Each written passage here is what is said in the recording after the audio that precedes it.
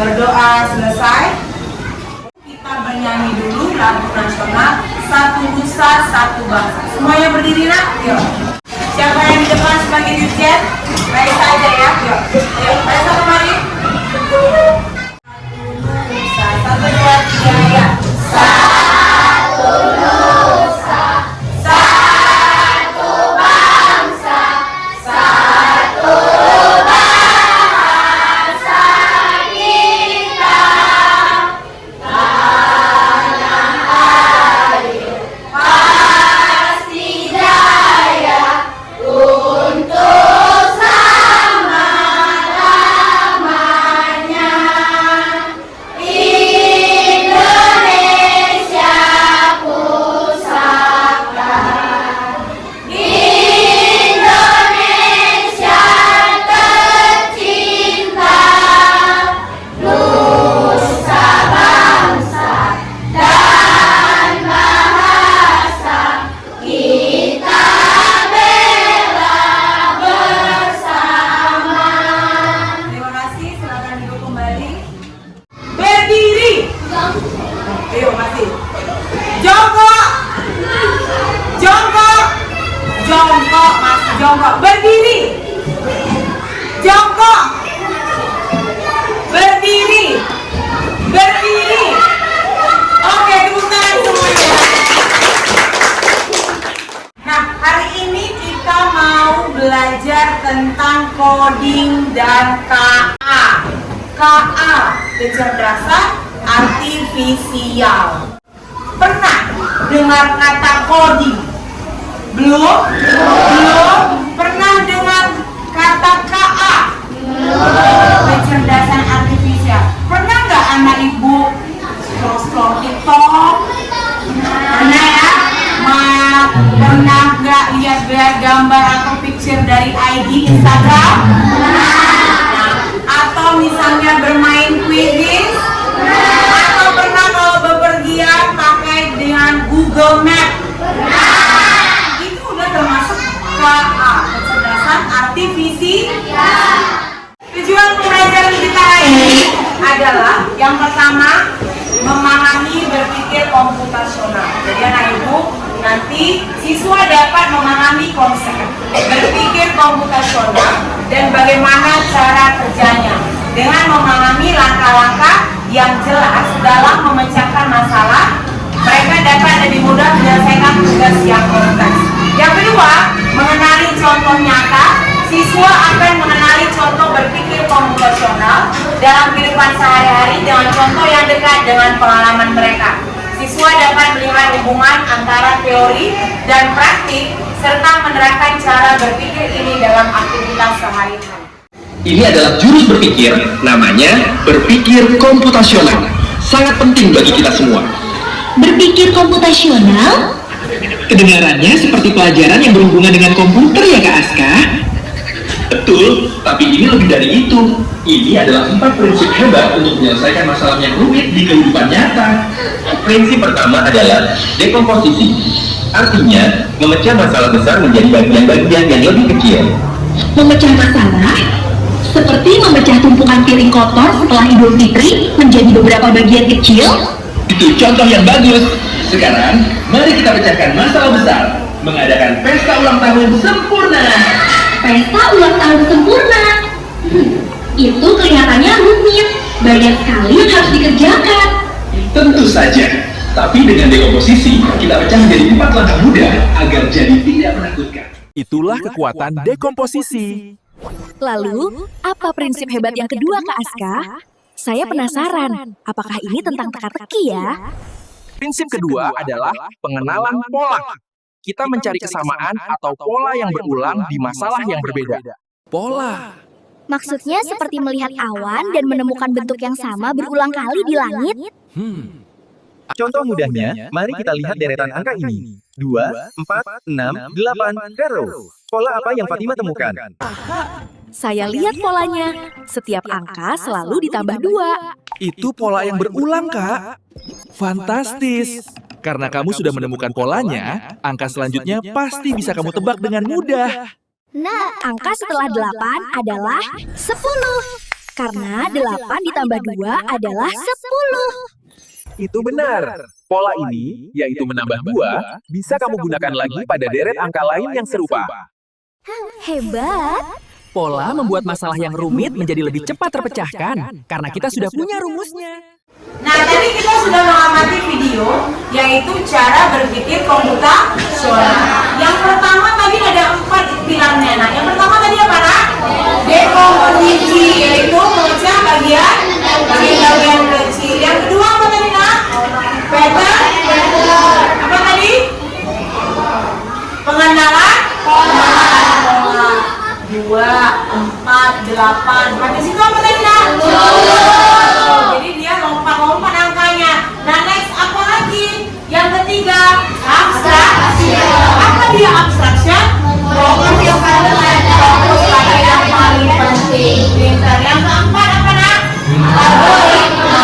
Langkah-langkahnya teratur dari step ke step. Sampai sini paham? Nah, tadi kan kita sudah tahu apa itu berpikir komputasional. Siapa di sini yang pernah buat kopi untuk ayahnya? Kan? Kalau buat kopi pasti ada tahap-tahapnya, kan? Hari ini kita akan belajar bagaimana cara membuat kopi yang baik dan benar. Siapa yang tahu tahap pertama untuk buat kopi apa? Ayo. Siapa yang tahu? Tunjuk tangan boleh. Ayo, Natasha.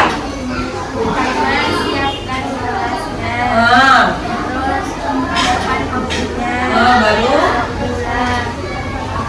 Lanjut. Oke, pintar. Tepuk tangan untuk. Jadi kita di sini tadi sudah apa tujuan kita? Membuat kopi yang lezat. Bagaimana supaya kopi kamu itu menjadi lezat? Nah, Ibu punya step-stepnya. Di sini kamu buat kopi. Bagaimana kopi kita supaya lezat? Di sini ada step. Anak Ibu boleh menggunting lalu menempel sesuai bagaimana cara berpikir komputasional. Bekerja kelompok. Karena tadi sudah Ibu bagikan kelompoknya masing-masing. Nah, di sini boleh setiap kelompok berdiskusi sesuai dengan bagaimana cara membuat kopi yang lezat. Paham kan? Paham. Bagi dulu LKPD-nya ya. Silakan.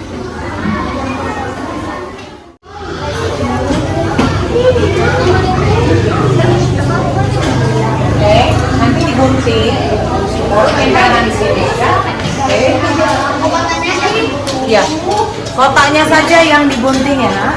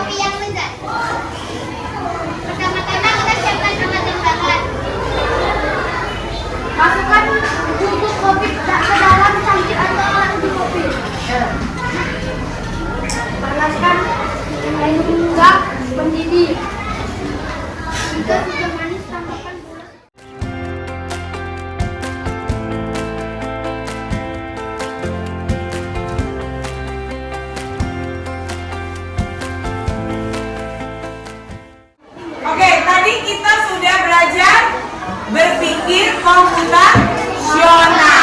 Ada 4 pilarnya apa aja, Nak? Dekomposisi, pola, baru lagi, Nak? Abstraction sama algoritma.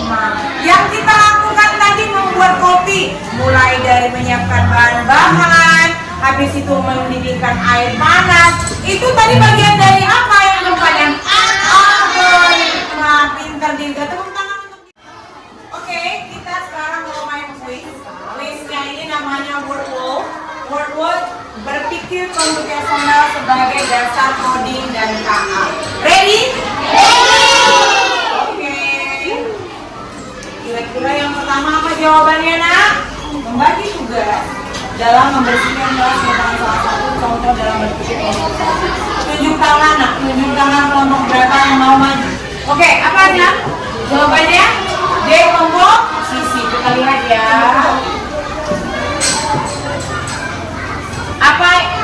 Apa yang dimaksud dengan dekomposisi? Apa tadi dekomposisi? Yuk, Dirga.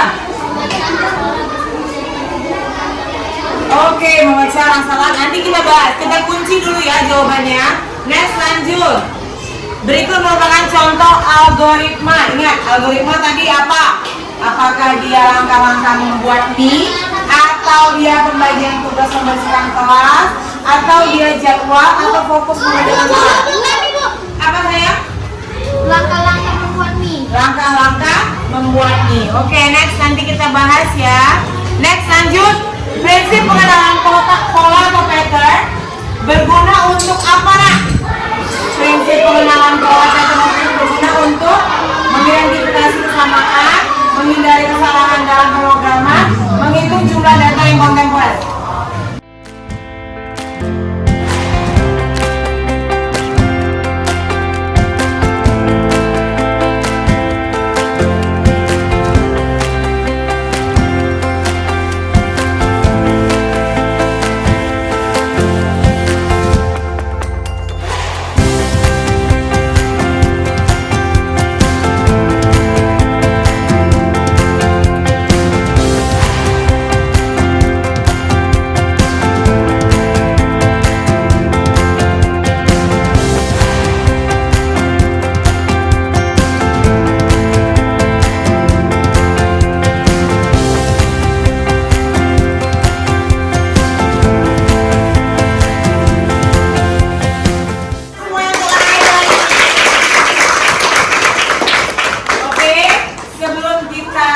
Mengakhiri kegiatan pembelajaran hari ini, marilah kita berdoa. Berdoa dimulai. Berdoa